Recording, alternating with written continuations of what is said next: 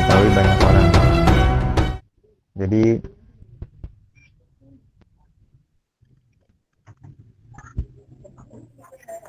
kuis ini juga bisa disaksikan di lewat IG dan YouTube ya.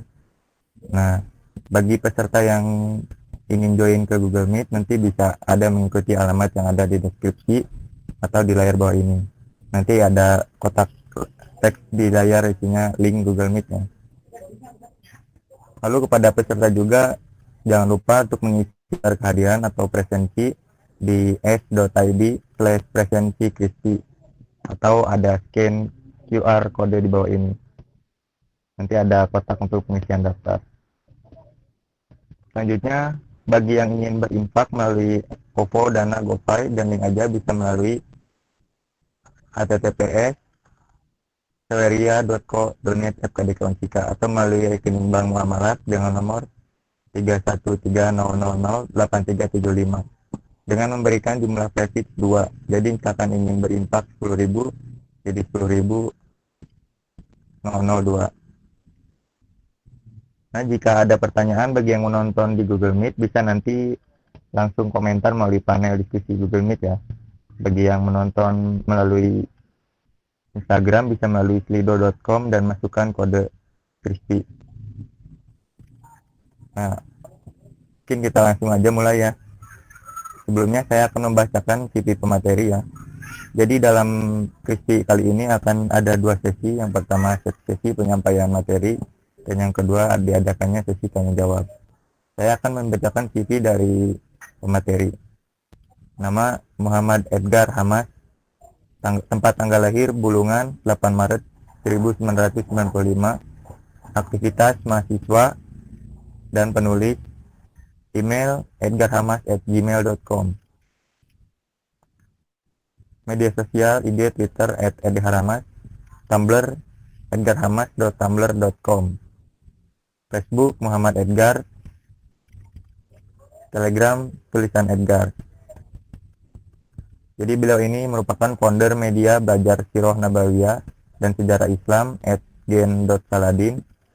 Moto hidup kun badiaz zaman, yang artinya jadilah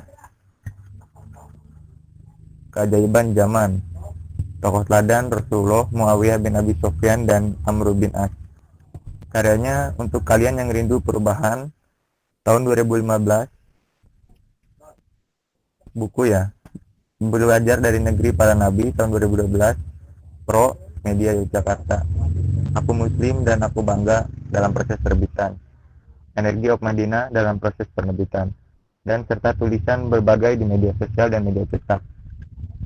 Riwayat pendidikan S1 Fakultas Usuluddin Universitas Al-Azhar Kairo 2015 sampai 2017, S1 Fakultas Dakwah dan Usuluddin Universitas Islam Madinah Arab Saudi sampai sekarang. Jadi mungkin kita langsung mulai, waktu dan tempat saya persilahkan. Terima kasih, Ya, Mas Fahri. Rekan-rekan semuanya, bismillahirrahmanirrahim. Assalamualaikum warahmatullahi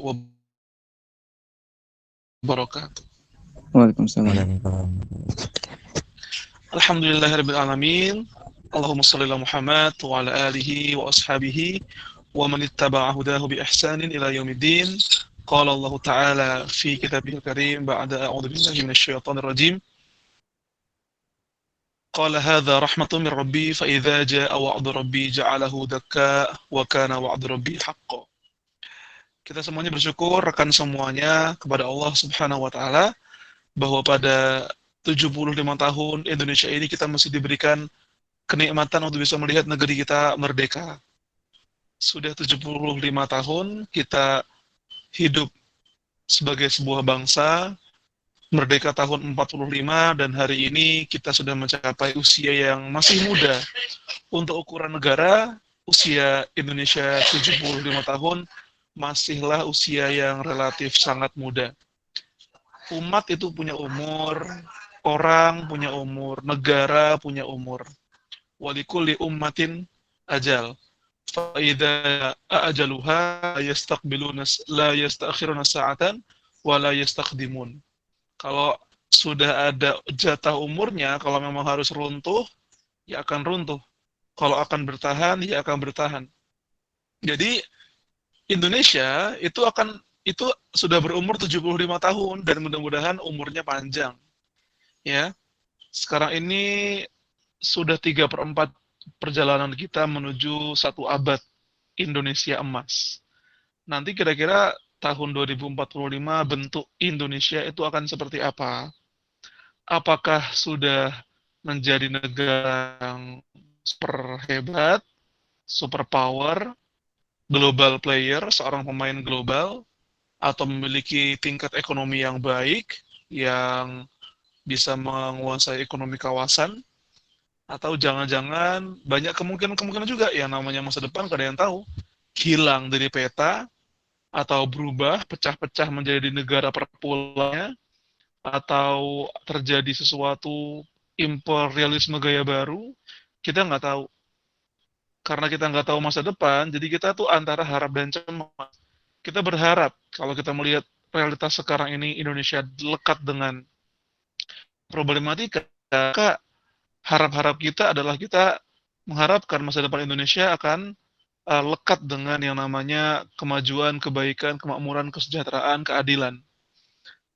Kalau cemas, ya cemas bukan sesuatu yang berlebihan juga. Cemas itu bisa dan cemas itu bisa terjadi. Sebagaimana kita khawatir tentang masa depan kita, ya kita juga perlu juga cemas, khawatir tentang bagaimana keadaan bangsa kita. Kelak akan jadi apa di Indonesia ini? Kelak akan bagaimana Indonesia itu tergantung dari bagaimana cara kita mengisi kemerdekaan itu.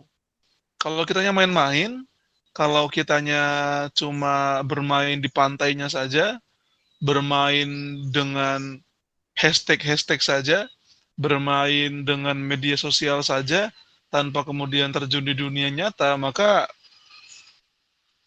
tanda tanya besar bernama kemajuan Indonesia itu barangkali akan selamanya tanda tanya dan tidak bisa kita jawab. Salam dan salawat mudah-mudahan tetap tercurah kepada baginda Rasulullah Shallallahu Alaihi Wasallam yang memberikan kepada kita suri tauladannya, inspirasinya, ajarannya, sunnah-sunnahnya. Kita ini menjadi Indonesia merupakan salah satu anugerah dari Allah Subhanahu Wa Taala, dan kita menjadi Muslim itu adalah juga anugerah dari Allah atas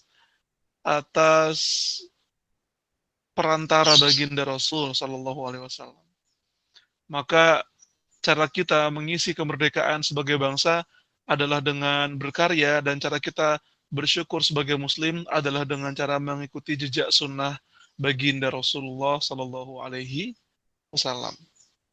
Pada sore ini saya mendapatkan amanat dari panitia untuk bisa menyampaikan tentang sejarah Indonesia yang tidak banyak orang tahu. Sebenarnya sudah banyak orang tahu ya. Saya mengasumsikan sejarah yang tidak banyak orang tahu itu adalah sejarah yang di buku pelajaran kita nggak disebut. History is written by the victorious. Sejarah itu seringkali ditulis oleh para pemenang.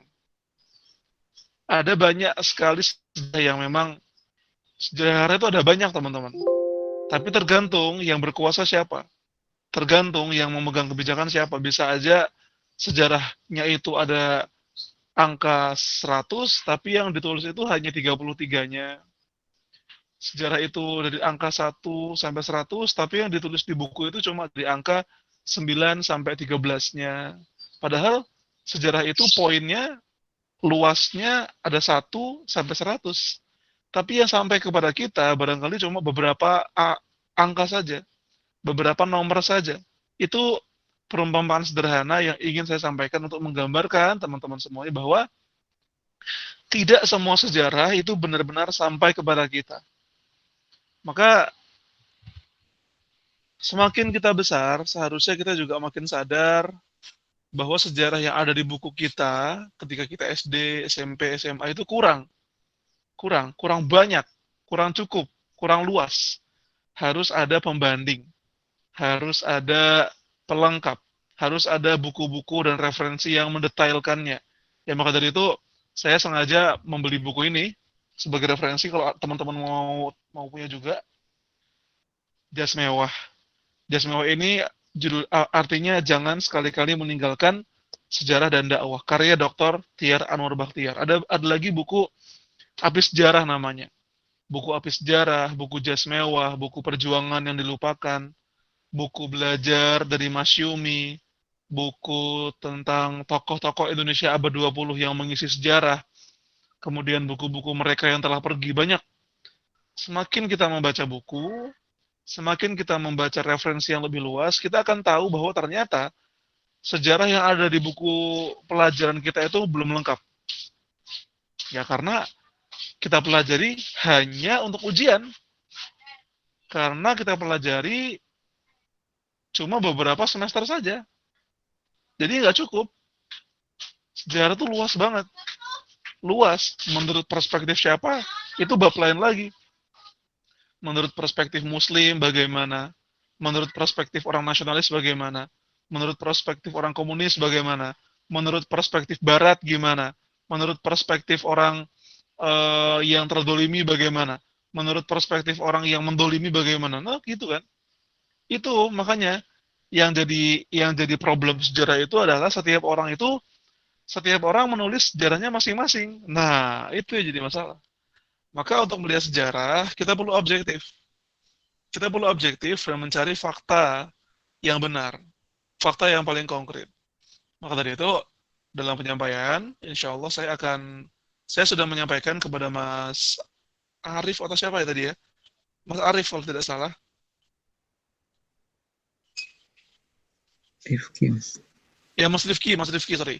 Kepada Mas Rifki tentang presentasi yang bisa sama-sama baca untuk menggunakan visual kita tentang materi sejarah yang tidak banyak sampai kepada kita. Baik, kepada panitia saya persilakan. Ya, bentar Mas. Ya.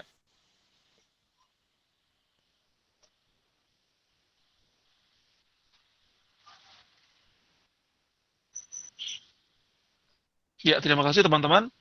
Bisa mengikuti presentasinya Mas. Di sini namanya Syizuril. Oke.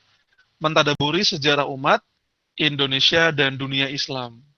Kenapa saya namai sejarah umat, sejarah Indonesia dan dunia Islam? Kenapa bukan fokus pada sejarah Indonesia? Ya karena sebenarnya sejarah Indonesia itu lekat dengan sejarah umat.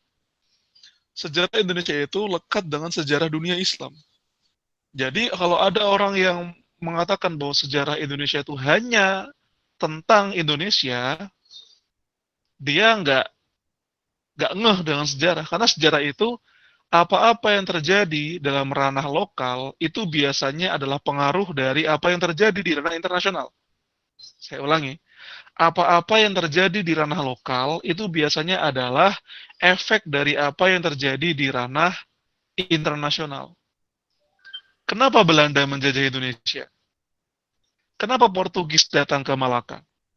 Kenapa Inggris datang ke India? Kenapa teman-teman? Hanya karena ingin mencari rempah-rempah? Apakah karena mereka ingin mencari kekayaan? Kenapa harus ke sini? Kenapa nggak ke tempat lain gitu? Kenapa ke Indonesia? Kenapa mereka keluar dari negeri mereka? Bukankah di negeri mereka sudah cukup sumber daya alamnya? Kenapa mereka harus keluar? Apa yang membuat mereka keluar? Kan? Kalau kita paham, yang membuat Inggris, Portugis, Spanyol keluar dari negeri mereka menuju ke Nusantara, ke Malaysia, ke Filipina, India, itu salah satu faktor pentingnya adalah karena mereka kalah oleh kekhalifahan Utsman di Eropa. Di Eropa itu ada perang besar antara umat Islam dan umat Kristen. Perang salib itu terjadi berabad-abad lamanya. Dan Eropa ini kehilangan wilayahnya satu demi satu karena ekspansi terus-menerus dari umat Islam yang saat itu dipimpin oleh kekhalifahan Utsmani. Jadi itu yang membuat Spanyol, Portugis kemudian datang menuju ke Indonesia, Inggris kemudian ekspansi ke sini, Belanda ke sini, karena mereka kehilangan jalur perdagangan mereka di lautan mereka sendiri. Mereka kehilangan jalur dagang mereka di Laut Mediterania. Jadi tidak berlebihan kemudian kalau memang apa ya, pembebasan Konstantinopel pada tahun 1453 itu berpengaruh pada kedatangan Spanyol, Portugis, Inggris, Belanda ke sini. Tapi jangan, oh berarti gara-gara umat Islam nih Indonesia dijajah, jangan kayak gitu mikirnya. Jadi ya memang sudah menjadi sunatullah bahwa akan ada hukum sebab akibat, ada hukum apa namanya, kalau ini terjadi maka akibatnya ini. Ya umat Islam ketika membebaskan Konstantinopel nggak berpikir sejauh itu ya. Mereka mereka juga kan berjihad. Mereka ingin membebaskan ibu kota Romawi Timur, membebaskan Konstantinopel. Tapi kemudian salah satu efek dari pembebasan Konstantinopel itu yang berdampak pada umat Islam ternyata bukan selalunya dampak positif, tapi juga dampak yang saya nggak bilang negatif gitu. Gimana ya? Dampak yang tidak diperkirakan gitu ya. Dampak yang nggak diperkirakan karena sejak pembebasan Konstantinopel, ibu kota Romawi Timur, simbol Eropa itu, yang mana perdagangan itu lancar di sana oleh orang Eropa, itu menjadi dikuasai oleh umat Islam, sehingga Portugis, Inggris, Belanda itu harus mencari jalur perdagangan lain. Akhirnya mereka terpaksa melakukan penjelajahan. Nah, ketemulah Nusantara, ketemulah Filipina, ketemulah India, ketemulah Afrika kemudian. Itu teman-teman semuanya. Dan kita menjadi Indonesia, langkah-langkah kita menjadi Indonesia itu sangat dekat juga dengan apa yang terjadi pada dunia Islam saat itu dan perseteruan panjang antara Eropa dan juga umat Islam. Jadi kita sejak awal sudah memiliki memang koneksi dengan apa yang terjadi secara internasional. Next.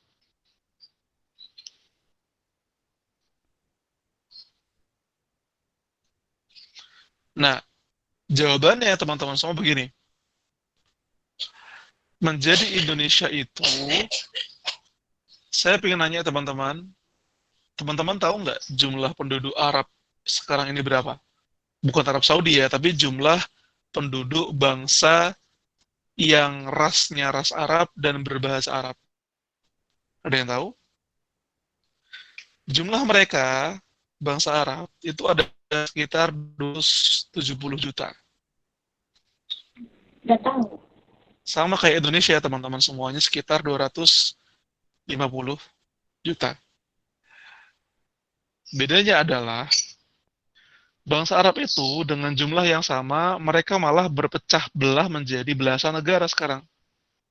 Ada Aljazair, ada Tunisia, ada Maroko, ada Libya, Mesir, Oman, Yaman, Kuwait, Bahrain, Saudi, Irak, Iran, kemudian Palestina, Yordania, Sudan, Mauritania, banyak negara-negara Arab yang jumlahnya relatif sama dengan kita, namun mereka ini menjadi bangsa yang membuat negara masing-masing.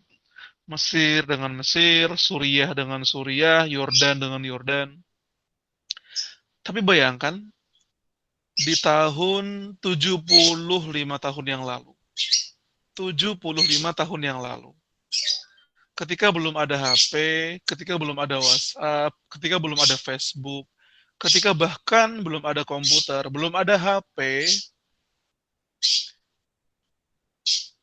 orang-orang dari Sabang sampai Merauke yang berjumlah 90 juta menyebar kemana-mana, dari timur sampai barat Nusantara, itu memutuskan untuk bersatu menjadi negara bangsa bernama Indonesia.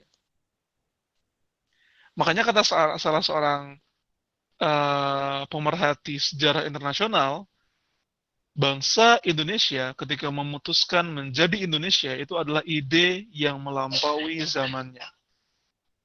Ketika negara-negara lain ini berdiri sebagai negara bangsa karena kesamaan bahasa, karena kesamaan suku, Indonesia ini istimewa sejak awal karena kita menjadi bangsa, kita menjadi sebuah negara yang memiliki ratusan suku, yang memiliki ratusan bahasa, yang tersebar di 18.000 pulau, namun kita mampu untuk meleburkan identitas-identitas lokal kita menuju ke sebuah identitas lebih besar bernama sebuah negara Indonesia.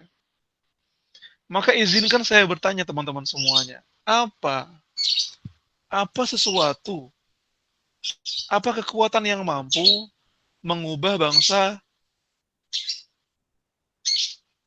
Sumatera, mengubah suku-suku di Sumatera, kok mau berkumpul dan bersatu dengan suku-suku yang ada di Jawa? Apa yang membuat orang-orang di Makassar ini mau untuk menyatukan dirinya dengan orang-orang yang ada di Kalimantan? Apa yang membuat orang-orang Minang yang sangat agamis mampu dan mau bersatu dengan orang-orang Nusa Tenggara yang banyak Kristennya? Apa yang membuat orang-orang Timur Indonesia yang notabene adalah orang-orang yang tegas mau bersatu dengan orang-orang yang ada di Jawa yang notabene terkenal lembut?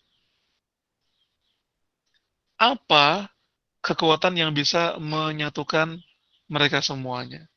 Kalau saya bilang, karena kita senasib, sama-sama terjajah, itu bukan alasan yang kuat, teman-teman. Karena kita sama-sama melawan penjajah yang sama. Ya, India dan Pakistan sama-sama melawan penjajah yang sama, tapi pecah jadi dua negara. Suriah, Lebanon, Palestina, Irak melawan penjajah yang sama, tapi pecah jadi beberapa negara. Ini Indonesia melawan penjajah yang sama. Tapi itu bukan alasan yang kuat. Alasan terkuat yang membuat Indonesia menjadi Indonesia, yang membuat orang Kalimantan mau menyatu dengan orang Sulawesi, yang membuat orang Sunda mau menyatu dengan orang Kalimantan, yang membuat orang-orang Dayak mau bersatu dengan orang-orang yang ada di Jawa adalah salah satunya, yang terpenting, adalah ukhuwah Islamiyah. Ukhuwah Islamiyah. Bahasa salam, Assalamualaikum. Assalamualaikum orang Aceh sama kayak Assalamualaikum orang Jawa. Salat maghrib di Makassar sama-sama 3 rakaat seperti salat maghrib di Palembang. Ya. Sholawat yang ada di Kutai itu sama dengan sholawat yang ada di Bima. Ya kan? Kiblat tujuan sholat orang Karawang itu sama dengan kiblat tujuan sholat orang-orang Pontianak. Jadi Islam itu adalah ruh yang mampu membuat bangsa kita bersatu. Bahasanya beda kita.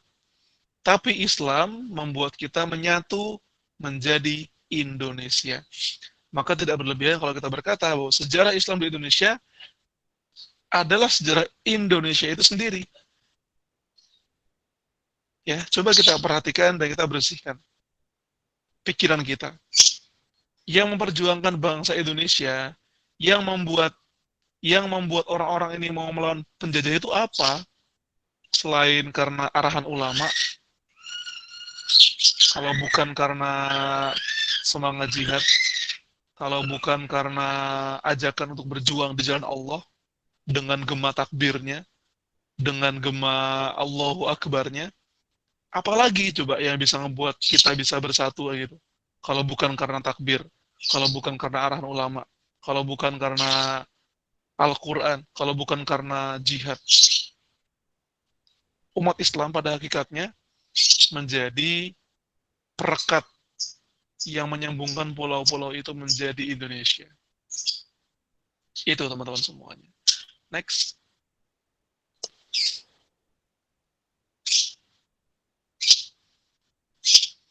Nah, itulah kenapa teman-teman semuanya ketika Alfonso de Albuquerque, Panglima Portugis, datang pertama kali ke Malaka, Malaysia ya, dan Nusantara, Indonesia, dia berkata pada pasukannya, saya ringkaskan, bisa teman-teman baca sendiri, tapi akan saya ringkaskan, dia menganggap kedatangan dia menuju Nusantara itu adalah sebuah pencapaian besar yang akan merugikan umat Islam internasional. Sehingga dia berkata, jika kita rampas kekayaan mereka, yaitu kekayaan orang-orang Muslim Nusantara, niscaya Makkah dan Kairo akan ikut hancur. Dalam buku Hamid Al-Ghazali, Snoeck-Groench, Politik Belanda, semangat yang ada di Nusantara di tahun-tahun ketika penjajah datang, itu adalah semangat Islam. Melawan Portugis, melawan Spanyol, melawan Belanda, melawan Inggris. Semangatnya adalah semangat pemimpin yang menggelorakan semangat jihad. Semangatnya adalah semangat ulama yang menyeru kepada orang-orang, ayo kita melawan penjajah yang kufur kepada Allah. Itu teman-teman semuanya.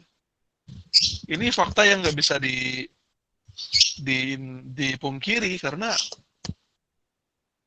susah mencari alasan lain, susah mencari cara lain yang pas dengan kepala kita untuk melogikakan apa yang membuat Pangeran Diponegoro menjadi pahlawan, apa yang membuat Sultan Hasanuddin, Cut Nyak-din, kemudian Tuanku Imam Bonjol, Tuku Umar, itu apalagi kalau bukan karena Islam, ya kan? Next.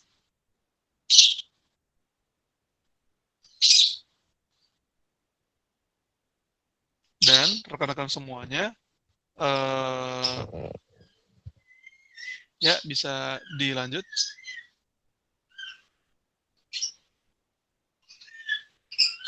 Nah, sejak awal kaum muslimin dengan raja-rajanya, dengan ulamanya sudah berkiprah melawan imperialisme. Previous, bisa kembali ke slide sebelumnya. Contohnya perlawanan-perlawanan itu meskipun belum bersatu dalam sebuah kesatuan bangsa, tapi setiap sultan itu bersatu dengan kekuatan Islam untuk melawan para penjajah. Sebelumnya bisa kembali ke slide sebelumnya.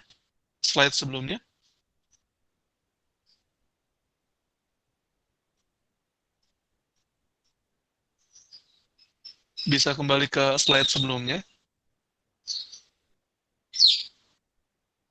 Slide sebelumnya, bukan next.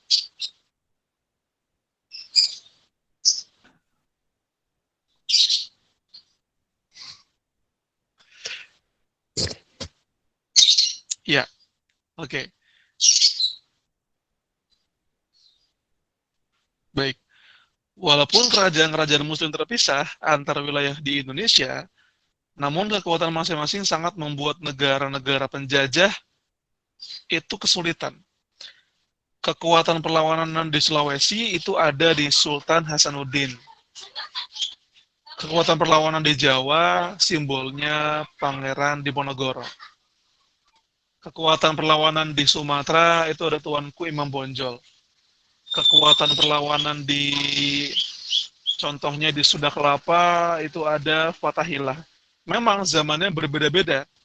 Tapi teman-teman semuanya pasti tahu ya, di balik sejarah namanya Jakarta, pembebas Jakarta dari Portugis itu adalah seorang mujahid bernama Fatahillah.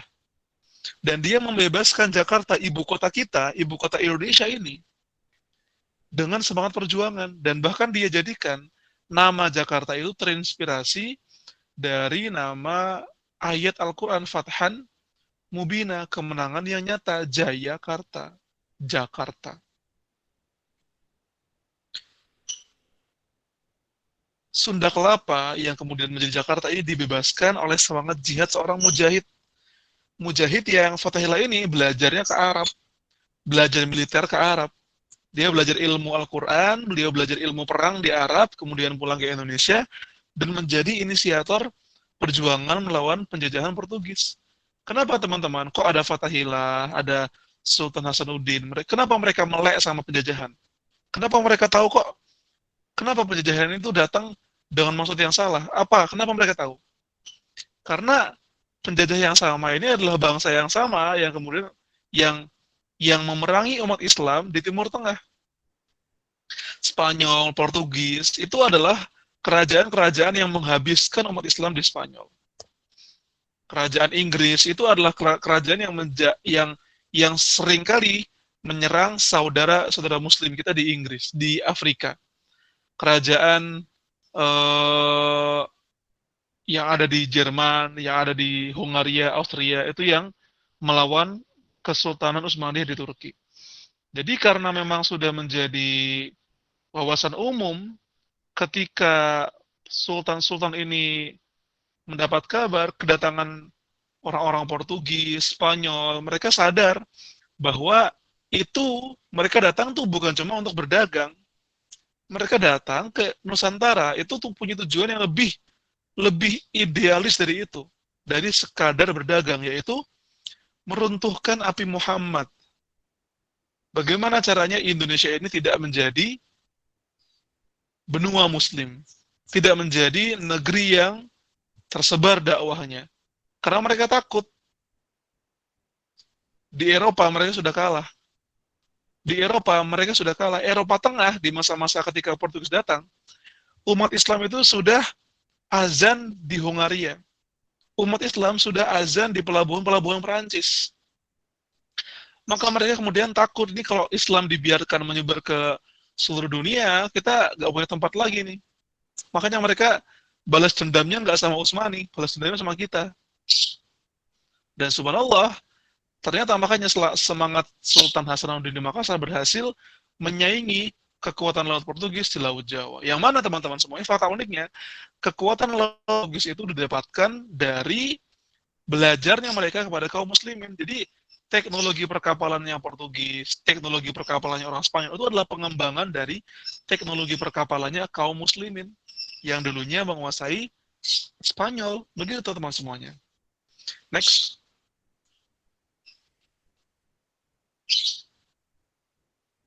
Nah, itu tadi kan di tahun 1500-an, 1600-an, 1700-an.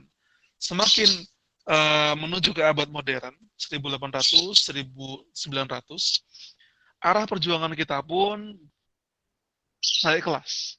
Dari perjuangan dengan militer tetap dilakukan, tapi perjuangan itu lebih dilengkapi kemudian dengan membuat perserikatan, dengan membuat organisasi, karena semakin lama Belanda ini tahu cara melumpuhkan umat Islam itu dengan cara melumpuhkan pemimpin-pemimpinnya. Mencari pemimpin-pemimpin yang tidak layak memimpin, kemudian diangkat menjadi raja, dan raja-raja di Jawa, raja-raja di Nusantara tidak lebih menjadi boneka-boneka Belanda. Mereka mempunyai siasat seperti itu. Mereka mencampuri urusan politik kesultanan-kesultanan di Nusantara, sehingga berimbas pada kekuatan kesultanan yang semakin lama semakin lemah. Dan orang-orang yang diangkat menjadi sultan kemudian adalah orang pesanan Belanda, orang pesanan penjajah. Sehingga raja-raja ini tidak bukan adalah boneka-boneka Belanda. Hal ini membuat umat kemudian, apakah tetap berjuang atau tidur? Umat tetap berjuang. Umat tetap berjuang dengan caranya yang lebih elegan, dengan cara yang tetap konsisten. Kalau kesultanan kita melempem, saatnya kita membangun organisasi-organisasi yang mampu menggelorakan semangat kemerdekaan, mampu menggunakan semangat perlawanan. Maka, perintis kebangkitan nasional itu adalah umat Islam, teman-teman semuanya. Di buku sejarah, kita mengenal yang pertama kali yang menjadi perintis kebangkitan nasional itu adalah Budi Utomo. Tapi kalau misalkan kita lihat Budi Utomo itu, teman-teman pasti pernah dengar ya Budi Utomo. Budi Utomo itu tuh apa ya?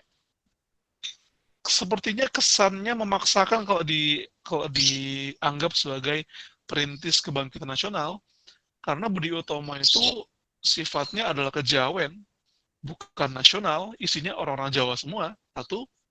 Dua, mereka ini budaya priai, mereka ini rekrutmen anggotanya bukan dari seluruh lapisan masyarakat, tapi hanya dari orang-orang kaya. Dua. Yang ketiga, mereka ini sifatnya kejawen. Jadi mereka abangan gitu loh, bukan muslim. bukan dengan ideologi perjuangan Islam. Jadi dari 3 poin itu saja kita seperti sanksi dan ragu kenapa Budi Utomo ini dianggap sebagai perintis kebangkitan nasional, padahal di zaman yang sama itu ada syarikat Islam yang menjadi antitesis dari 3 poin yang dimiliki oleh Budi Utomo. Kalau Budi Utomo ini orang Jawa aja, SI, syarikat Islam, itu orang dari Sumatera sampai orang di timur Indonesia itu ada. Zaman itu. Yang kedua, kalau Budi Utomo itu priai aja, orang kaya aja, SI beda. Kalau SI merekrut dari orang segala lapisan masyarakat. Orang kaya ada, orang biasa ada. Yang ketiga, spirit perjuangan SI, ya namanya juga syarikat Islam, maka perjuangannya bernafaskan Islam. Dan syarikat Islam, teman-teman semuanya, jumlah kadernya banyak sekali. Next. Di tahun 1800 akhir, bayangkan, tahun 1800 akhir, belum ada WhatsApp, belum ada broadcast, belum ada Zoom, tapi syarikat Islam berhasil mengumpulkan 1,3 juta kader yang melaksanakan konferensi di kota masing-masing dalam satu waktu. Di Padang, di Jakarta, di Bandung, di Semarang, di Surabaya, di Salatiga, di Palembang, di Kalimantan, di Makassar, dalam satu waktu 1,3 juta kader syarikat Islam berkumpul di waktu yang sama untuk melakukan konferensi. Siapa pemimpinnya? Pemimpinnya adalah Haji Umar Said Cokroaminoto. SI ini, teman-teman semuanya, saya bilang manfaatnya bahkan lebih besar dari sekadar organisasi. Cokroaminoto itu digelari oleh Belanda sebagai Raja Jawa tanpa mahkota. Kenapa beliau disebut sebagai Raja Jawa? Karena syarikat Islam ini yang ngurusin zakat nasional, ngurusin pemberangkatan haji, ngurusin tentang pemberdayaan ekonomi masyarakat, membuat pabrik-pabrik, mengumpulkan pedagang-pedagang, mengumpulkan para politisi, mengumpulkan negarawan, membuat buku, membuat media, mencetak koran, banyak banget kegiatannya. Sehingga dia seperti negara, teman-teman.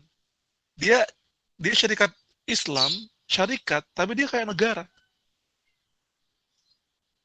Fungsi-fungsi negara itu sudah dilakukan oleh syarikat Islam sebelum Indonesia merdeka. Makanya tidak berlebihan ketika Soekarno ini kan muridnya Cokroaminoto.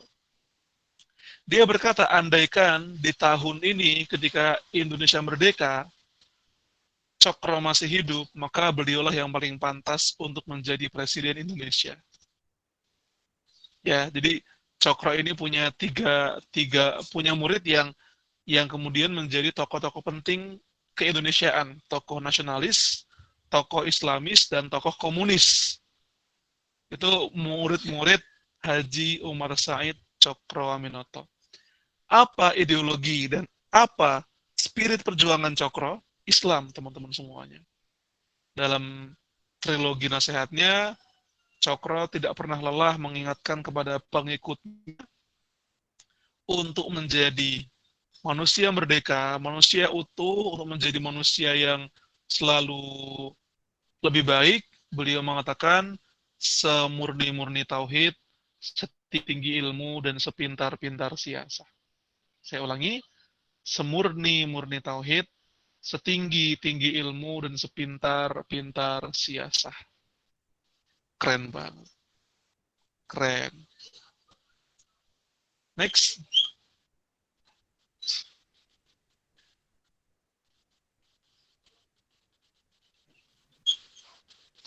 Nah, seperti saya bilang, ketika menuju kemerdekaan, itu pejuang-pejuang kita terbagi menjadi nasionalis, Islamis, komunis, memang. Namun kemudian Islam tetap memberikan nafasnya kepada kebangsaan kita. Makanya di alinea ketiga di pembukaan Undang-Undang Dasar, apa teman-teman? Kalimat pertamanya di alinea ketiga, Alinea sebentar ya. Oh, itu ada. Alinianya berbunyi atas berkat rahmat Allah yang Maha Kuasa dan dengan didorongkan oleh keinginan luhur supaya berkehidupan kebangsaan yang bebas, maka rakyat Indonesia menyatakan dengan ini kemerdekaannya. Apa? Awalnya atas berkat rahmat Allah yang Maha Kuasa. Dan sebenarnya sebelum menjadi Pancasila kan ada Piagam Jakarta, Jakarta Charter. Itu sila pertamanya bukan ketuhanan yang Maha Esa. Awalnya adalah ketuhanan dengan kewajiban menjalankan syariat Islam bagi para pemeluknya. Itu sila sebenarnya itu isinya. Ketuhanan dengan kewajiban ya menjalankan syariat Islam bagi para pemeluknya. Next.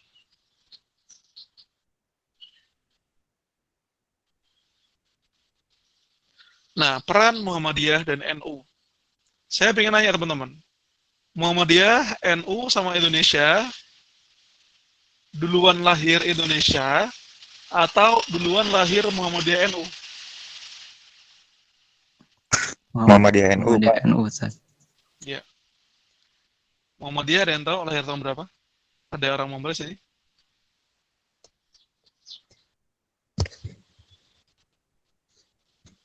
Jangan googling ya, yang tahu. 1912. Hah? 1912. Siapa yang jawab tuh, Mas? Saya. Siapa namanya? Hamba Allah. Bisa dikirim namanya dan alamatnya ke panitia ya. Saya kirimin nanti ya. Oke, terima kasih. Terima kasih. Oke. Tadi yang jawab NU, siapa tadi? Ada yang ngetik? Terima kasih. Siapa tadi? Alivio Fadila, apakah orang yang sama atau beda? Beda, Mas. Siap, dikirim namanya ke panitia dan alamatnya, nanti akan saya kirim buku saya ya, untuk belajar dari negeri para nabi. Terima kasih. Oke, nanti panitia Mas, siapa sih yang hubungi saya? Mas Rifki, minta tolong dua orang tadi diakomodir, namanya siapa, alamatnya di mana, dikirim ke saya, akan saya kirim bukunya ke alamat masing-masing. Siap, Ustaz. Ya, oke. Muhammadiyah ini berdiri tahun 1912. Ya. NU berdiri tahun 1926.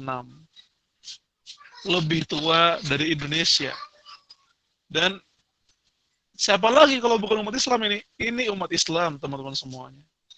Muhammadiyah fokus dengan amal usahanya, dengan sekolah, dengan panti asuhan, dengan sistem pendidikan, dengan perdagangan. Pokoknya banyak banget sih amal usaha Muhammadiyah. Dan NU fokus pada pendidikan ulama. Nah, Muhammadiyah dan NU ini bahkan sebelum negeri kita menjadi Indonesia telah berkiprah untuk mencerdaskan kehidupan bangsa. Mencerdaskan kehidupan bangsa. Maka tokoh-tokoh nasional kita itu diisi oleh yang nggak jauh-jauh dari tokoh Muhammadiyah dan NU. Presiden pertama kita, siapa namanya? Insinyur Soekarno. Itu guru di sekolah Muhammadiyah. Beliau mendapatkan nama harumnya menjadi pendidik, beliau itu guru di sekolah Muhammadiyah. Jenderal TNI pertama kita, Jenderal Sudirman, beliau itu adalah guru sekolah Muhammadiyah, teman-teman semuanya.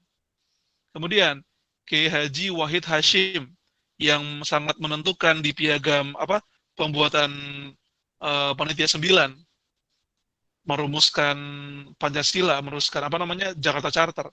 Beliau adalah putra dari Kiai Haji Hashim Asy'ari yang mengumandangkan resolusi jihad untuk menghadapi agresi Belanda. Siapa lagi kalau bukan Hadratus Syekh Hashim Asy'ari, yang siapa lagi ya?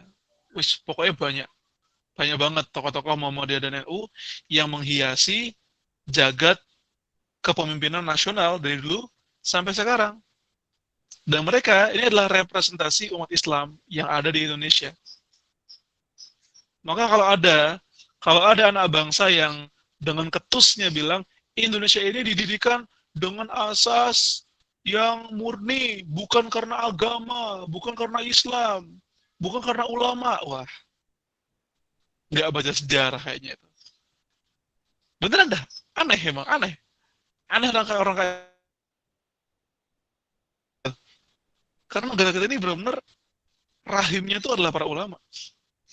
Kalau ulama nggak ngomong, diem-diem aja ketika penjajahan terjadi, hilang Indonesia ini, hilang, nggak ada Indonesia.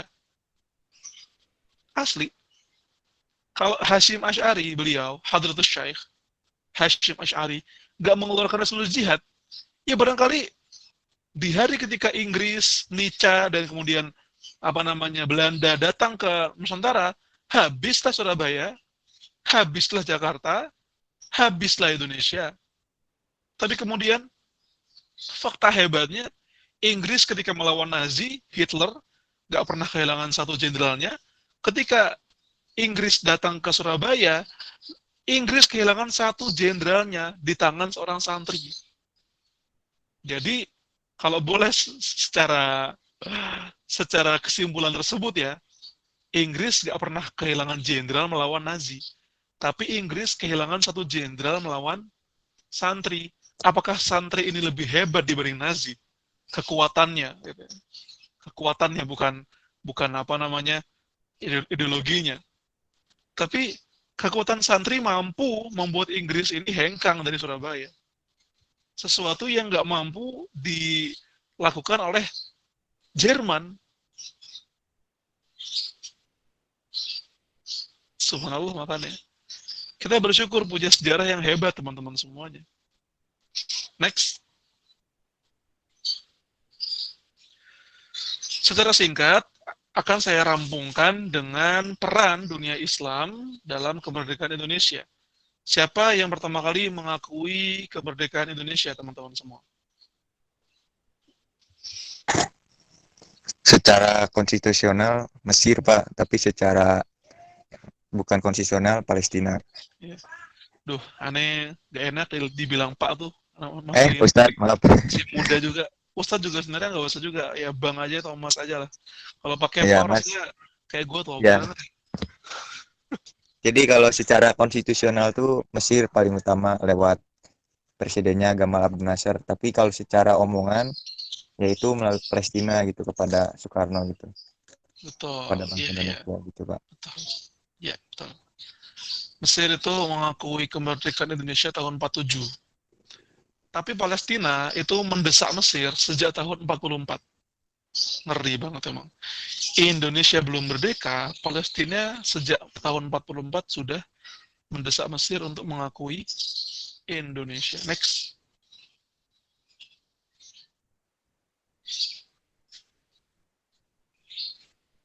Ya, kenapa Palestina kok bisa kenal sama Indonesia? Karena memang punya latar belakang historis. Nusantara itu memang sudah dikenal sejak dulu oleh negara-negara Timur Tengah.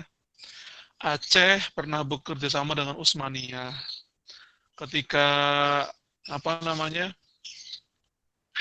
negara Umayyah itu ada, Kerajaan Sriwijaya pernah mengirim surat selamat. Jadi memang sudah ada hubungan sejak dulu. Next.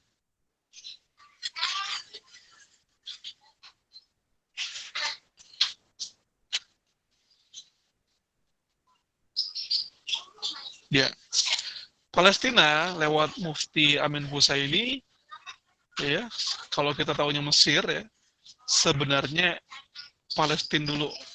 Meskipun saat itu Palestina sedang dalam keadaan terjajah, teman-teman. Terjajah. Tapi sejak tahun 44, Mufti Husaini mendesak Mesir untuk mengakui de facto kedaulatan.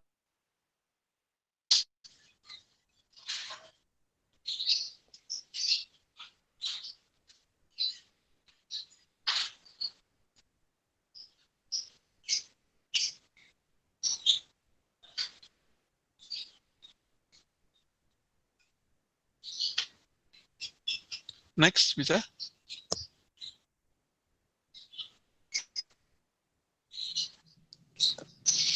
Iya, ya ini ya. Gangguan teknis kayaknya. Iya, oke. Nah, teman-teman semuanya, bagaimana caranya Mufti Amin Husaini ini mendesak Mesir? Caranya adalah ketika Jepang ini mengakui atas kedaulatan Indonesia tahun 44, Mufti Amin Husaini secara 2 hari berturut-turut menyiarkan ucapan selamat kepada kedaulatan Indonesia dari Jerman. Kenapa dari Jerman? Karena beliau sedang dikejar oleh sekutu. Makanya beliau nih pergi ke Jerman supaya mencari suaka. Di situ, sedang dalam keadaan pelarian, beliau sempat-sempatnya pula untuk mengirimkan ucapan selamat. Bayangin, dalam keadaan terjajah, dalam keadaan lagi jadi pelarian, mengirimkan ucapan selamat kepada Indonesia. Dan ini sekaligus mendesak negara Arab untuk mengakui Indonesia. Next.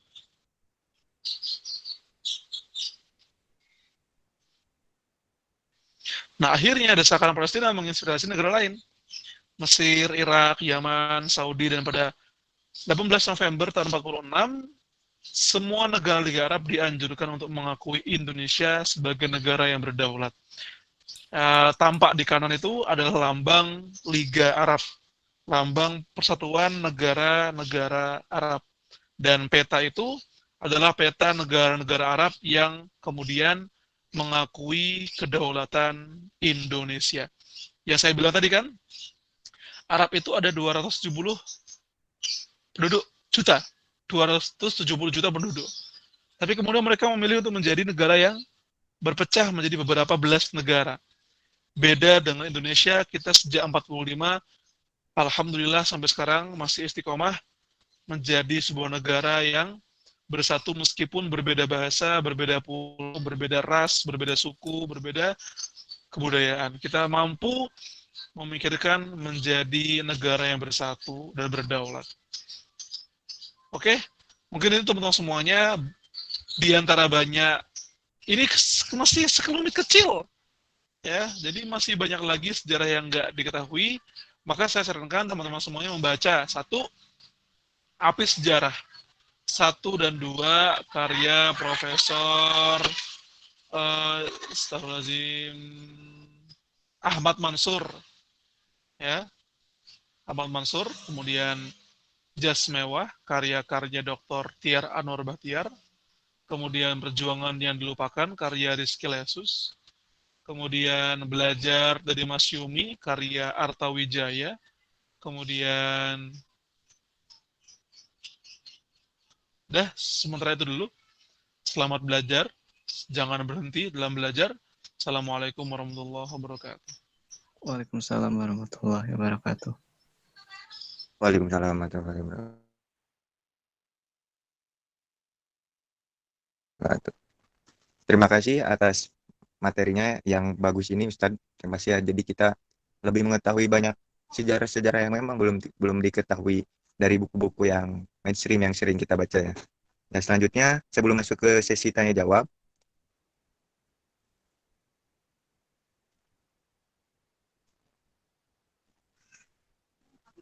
ya jadi kalau misalkan belum ada yang mengisi absen, bisa diisi absennya di kolom yang ada tadi ya. Bisa diisi absennya dulu. Nah, kalau misalkan yang ada di YouTube bisa masuk di slido.com. Nanti setelah ini akan diadakan sesi tanya jawab ya. Mungkin dipersiapkan dulu pertanyaan-pertanyaannya. Nah, selanjutnya bagi yang ingin berinfak melalui OVO, Dana, dan GoPay, dan link aja bisa melalui saweria.co/donate/fkdkunsika atau melalui rekening bank muamalat dengan nomor 3130008375 dengan memberikan jumlah prefix 2. Jadi misal ingin berinfak 10.000 jadi 10.002. Nah, jika ada pertanyaan mungkin saya persilahkan ya. Jika ada yang bertanya. Nah, sambil menunggu mungkin saya ingin bertanya Ustadz perihal materi salah satu kemerdekaan ini ya. Jadi kan negara kita ya udah hampir 75 tahunnya merdeka. Nah, upaya agar mewujudkan peran kita sebagai umat Islam, khususnya sebagai mahasiswa ya, untuk mewujudkan Indonesia yang negara yang baldatun thayyibatun warabun ghafur itu bagaimana Ustaz perannya gitu kita sebagai generasi milenial, generasi Z itu. Mohon. Ya.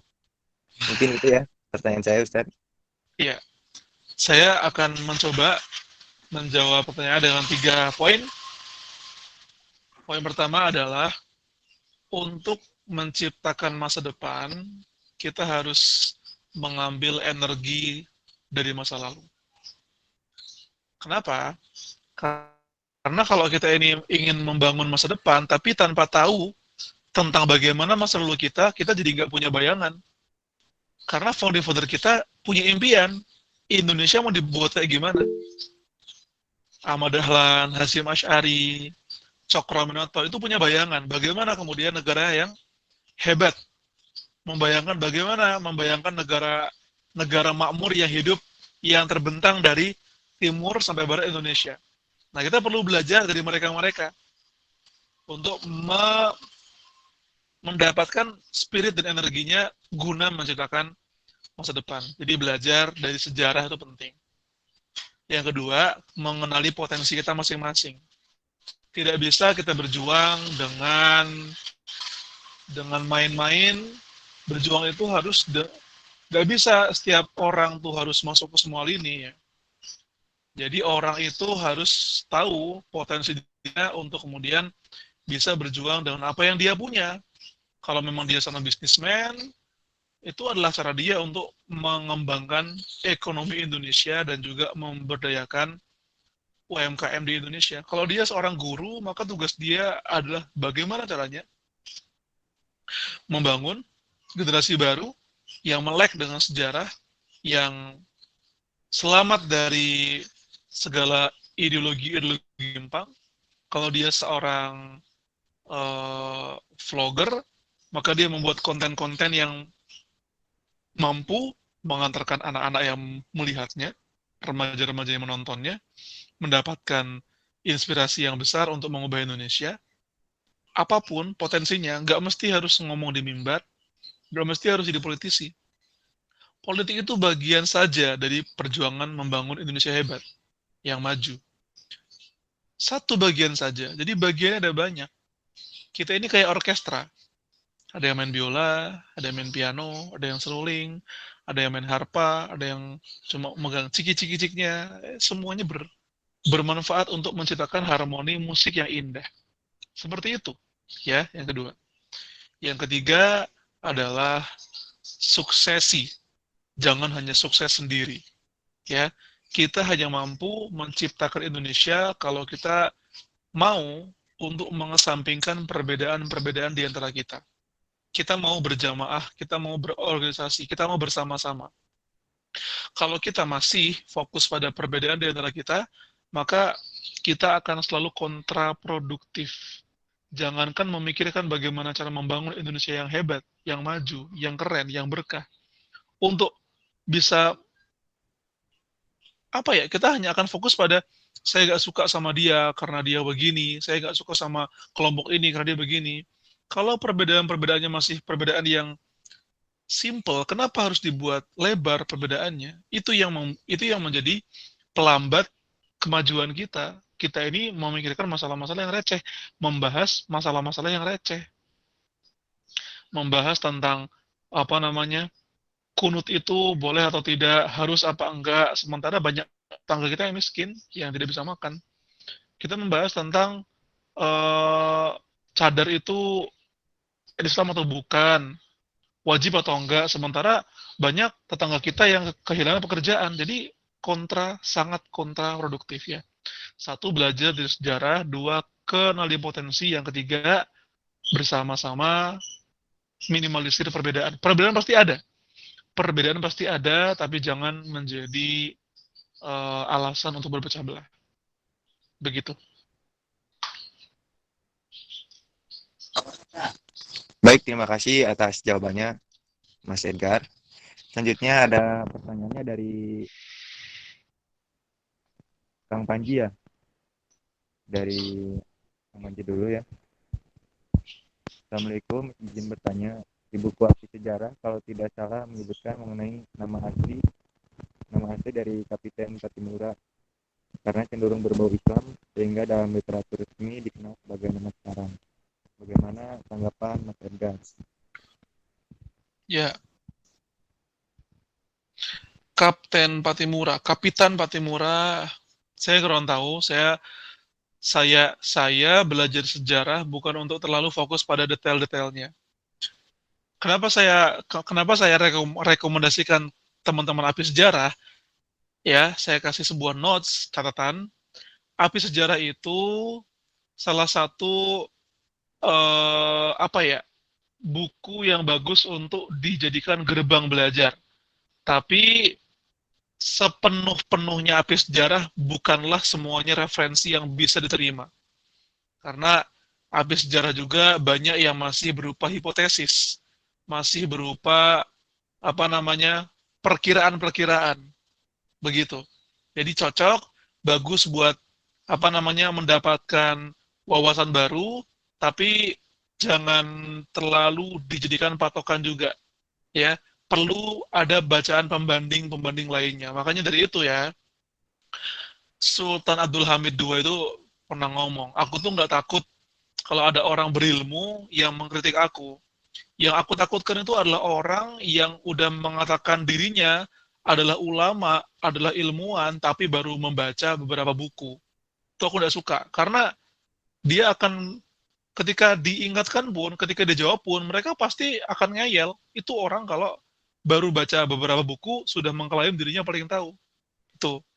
Jadi jangan jangan membatasi diri membaca satu buku, kemudian mengira, wih aku sudah tahu banyak hal. Nggak gitu, teman-teman semua. Ya, wallahu a'lam bishawab. Baik, terima kasih atas jawabannya Ustadz. Selanjutnya ada pertanyaan lagi dari Soliha Jahra.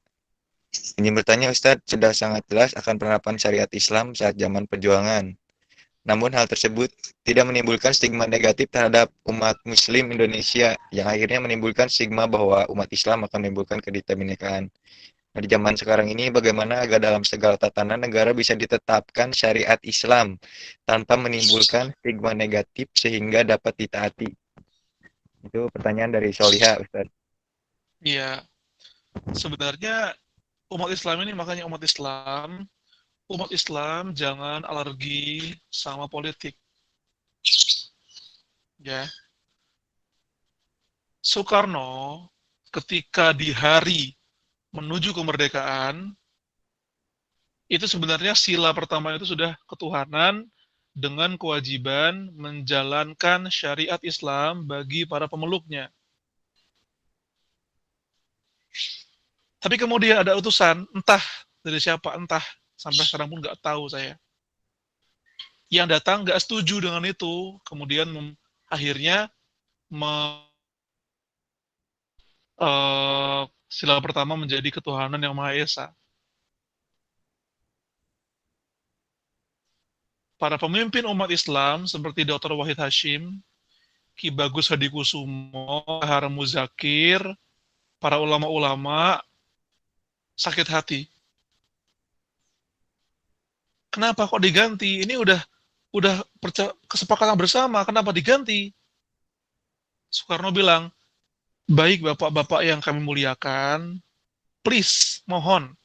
Ini kita sebentar lagi mau merdeka ini. Hendaknya kita mengalah dulu lah yang kaum muslimin, mengalah dulu.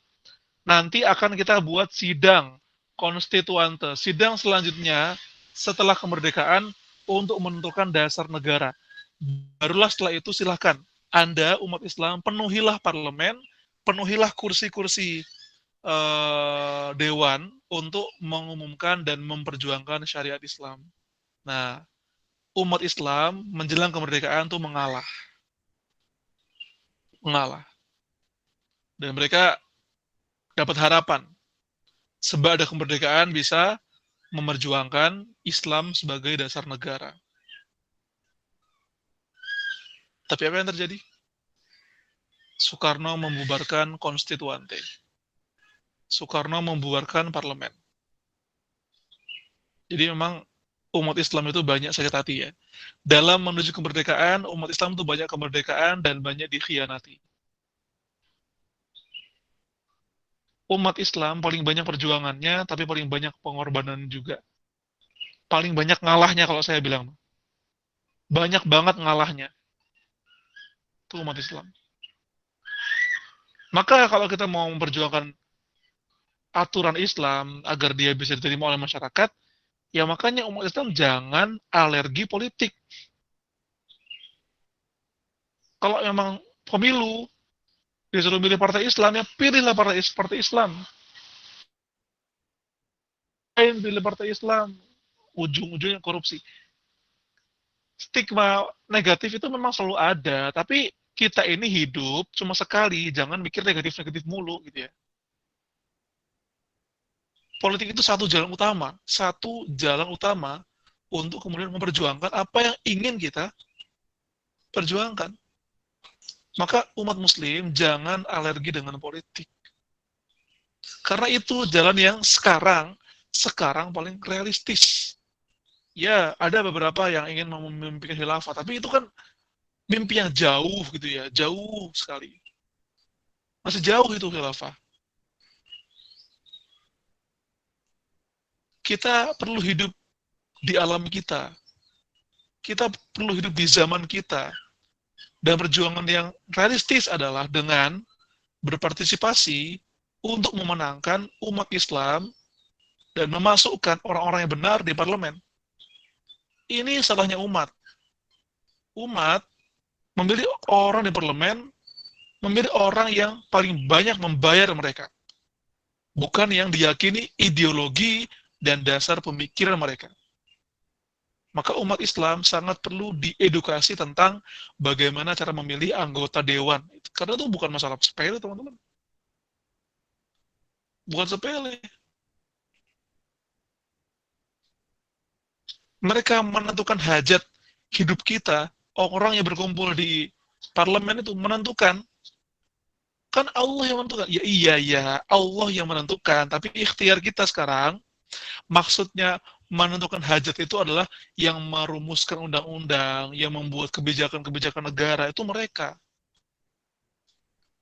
Kalau yang ngisi negara itu adalah orang-orang yang nggak benar tuh, baru saya dapat kabar dari umi saya. Sekarang TK, di TK, mainan anak cewek sama mainan anak cowok nggak boleh dibedakan. Padahal untuk menumbuhkan maskulinitas laki-laki itu juga perlu dikasih mainan truk. Laki-laki dikasih truk, dikasih robot-robotan, dikasih mainan pistol-pistolan, perempuan dikasih boneka, dikasih masak-masakan. Itu untuk membangun karakter laki-laki untuk menjadi laki-laki, perempuan menjadi perempuan. Sempat ada rencana doa setiap pagi di sekolah akan dihapuskan.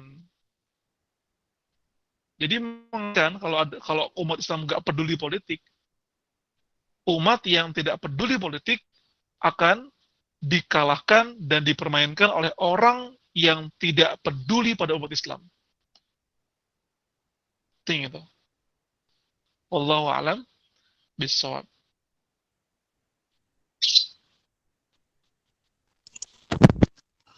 Baik, terima kasih atas jawabannya Ustaz. Nah tadi kelewat.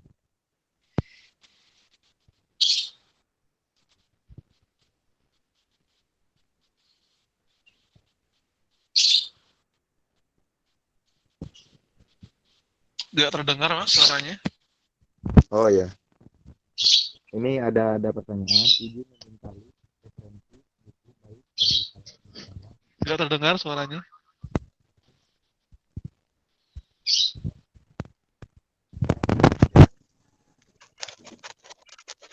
Mikrofonnya kali Kang Fahri. Oke. Ya, saya ulangi ya. Izin meminta list referensi buku baik dari para cendekiawan atau syekh mengenai tentang sejarah Islam. Terima kasih Ustaz. Itu pertanyaannya Ustaz. Ya. Saya sebutkan nama penulisnya saja. Ya. Kalau dari Timur Tengah, pertama Syekh Muhammad Al-Ghazali. Muhammad Al-Ghazali. Kedua, Syekh Ratib An-Nablusi. RATIB, Ratib An-Nablusi. ANNABLUSI, Ratib An-Nablusi. Dr. Ali As-Solabi. Ali ASH Solabi, SHALABY, Salabi. Dr. Ali As-Salabi. Dr. Raghib As-Sirjani, RAGHIB, Raghib AS Sirjani, SIRJANI, Sirjani. Dr. Tariq Suwaidan, SUWAIDAN, Suwaidan. Dr. Muhammad Imarah, Muhammad IMARAH, Muhammad Imarah.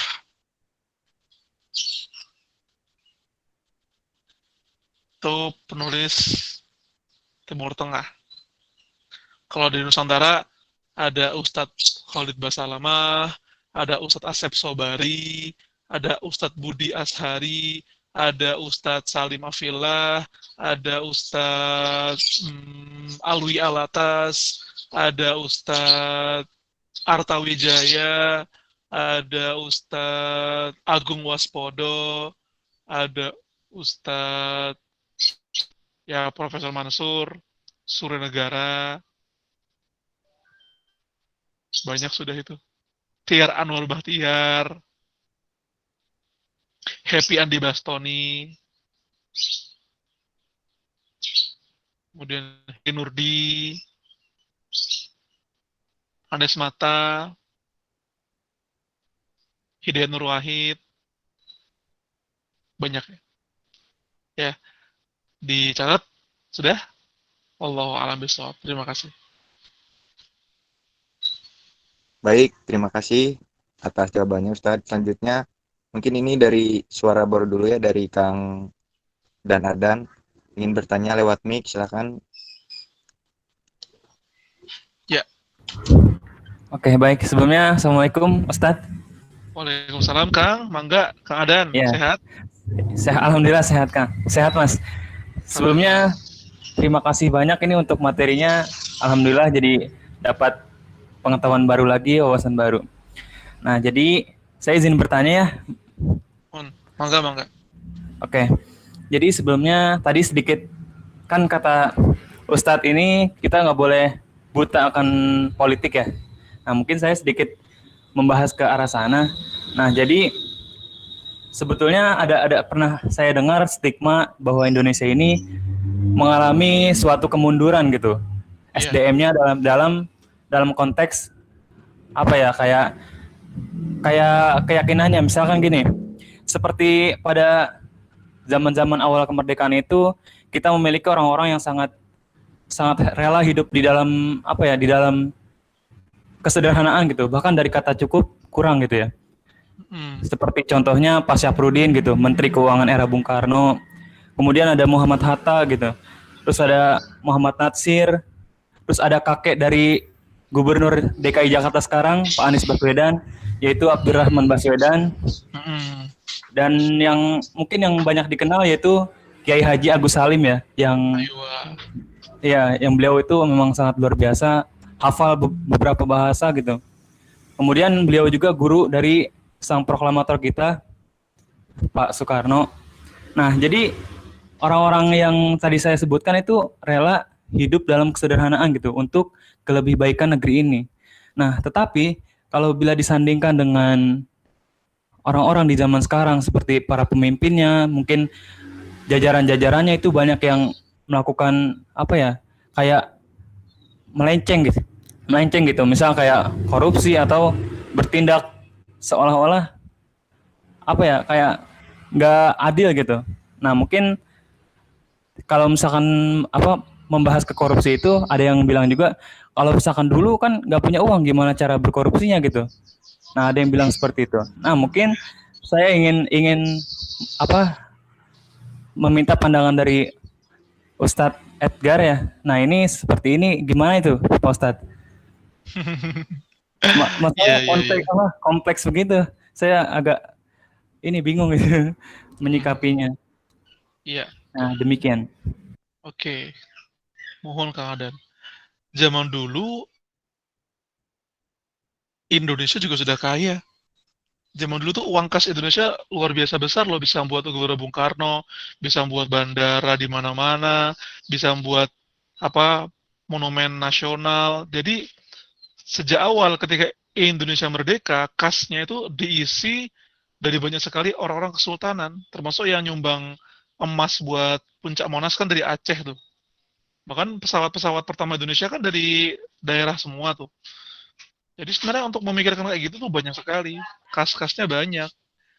Mau miskin gimana? Soekarno pada akhirnya kaya kaya raya luar biasa juga gitu kan. Beliau memang awalnya nggak punya uang, tapi pada akhirnya beliau juga punya prestis yang luar biasa juga. Nah, para pendiri bangsa kita ini punya peluang yang besar sekali untuk menjadi kaya, punya peluang. Memang bukan korupsi tantangannya, tapi tantangannya adalah suap. Suap dari Belanda, suap dari Inggris, ya seperti itu. Dalam dalam perjanjian-perjanjian seperti Roem-Royen, Renville itu kan bapak-bapak bangsa kita tuh kan disuap oleh Belanda.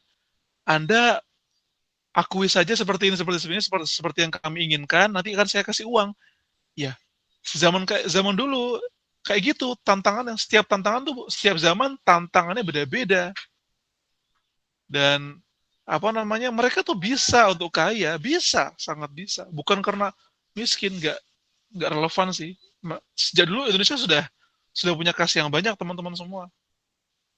Sudah punya kas yang cukup besar. Bahkan ya fantastis juga sih. Kas kita tuh dari karena kesultanan itu kan menghibahkan banyak dana menuju ke Indonesia. Maka dari itu ya ketika dibilang Agus Salim tidak apa menjadi sederhana karena nggak bisa korupsi, aneh sih. Karena menteri-menteri lain juga tambah kaya setelah itu. Karena menteri-menteri lain selain Agus Salim, Muhammad Nasir, Syafruddin itu juga bertambah kaya setelah itu. Mereka memang sejak awal memang prinsip hidupnya memang sederhana, bukan karena nggak punya uang, bukan karena nggak ada celah buat mencari uang. Mereka bisa. Buktinya menteri-menteri lain juga kaya-kaya, ya kan? Begitu. Begitu Kang Adan. Memang kita ini dihadapkan pada hari ini para pelaku politik, entah itu parlemennya, dewan legislatif ataupun eksekutifnya banyak melakukan tindak pragmatis, apa ya, korupsi, nepotisme. Tapi malah yudrakukulluh la yudrakukulluh. Kalau kita ini memandang seperti itu kemudian menyimpulkan tidak usah peduli politik, maka saya ulangi kata-kata ya. Umat Islam yang tidak peduli politik akan dipermainkan oleh orang-orang yang berpolitik dan tidak peduli oleh umat Islam.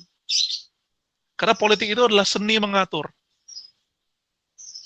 Kita ini dididik oleh sejarah Rasul untuk menjadi muslim yang siap memimpin dan siap dipimpin.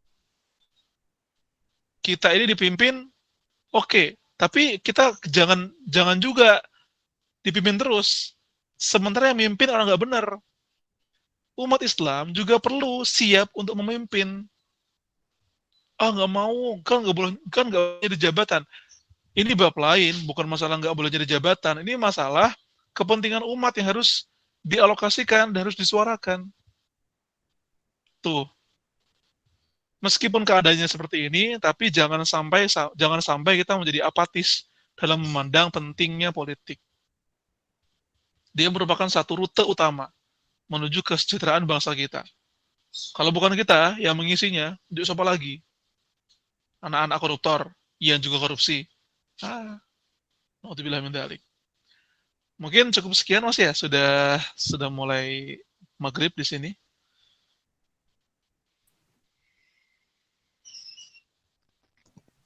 Oke, baik. Terima kasih ya atas pertanyaan-pertanyaannya dari teman-teman semua dan jawaban dari Pak Ustadz Edgar. Pak Ustadz Edgar jawabannya luar biasa sekali. Jadi kita banyak ilmu baru ya. Sebelum menutup acara kajian ini, saya akan membacakan notulensi dari hasil diskusi ini ya. Hasil yang diskusi ini. Nah, sekali lagi saya ingatkan pada teman-teman yang belum mengisi kehadiran atau presensi bisa mengisi di Google Form yang telah disediakan di kolom Google Meet-nya gitu. Dan bagi yang belum terbacakan, saya mohon maaf ya karena keterbatasan waktu juga gitu. Nah, selanjutnya saya akan membacakan notulensi dari kegiatan diskusi ini atau di kegiatan kajian ini. Yang pertama, salah satu penyebab menyebarnya penjajah datang ke Indonesia adalah faktor dikuasainya Konstantinopel oleh bangsa Muslim sehingga jalur perdagangan ditutup bagi orang-orang Eropa.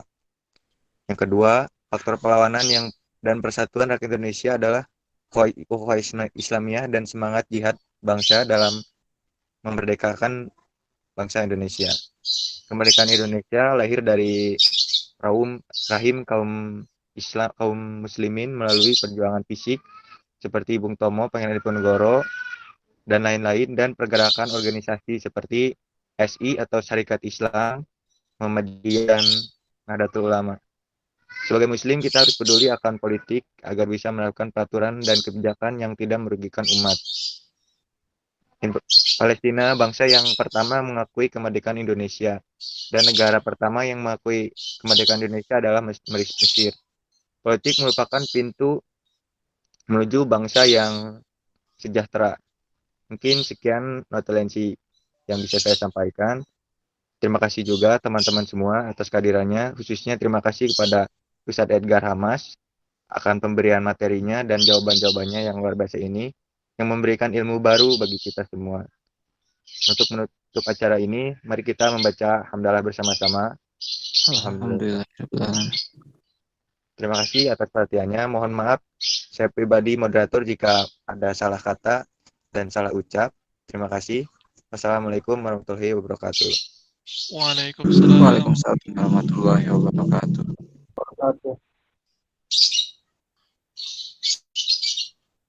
Ya, jazakallah Ustaz. Sama-sama Mas. Pamit dulu ya. Assalamualaikum. Waalaikumsalam.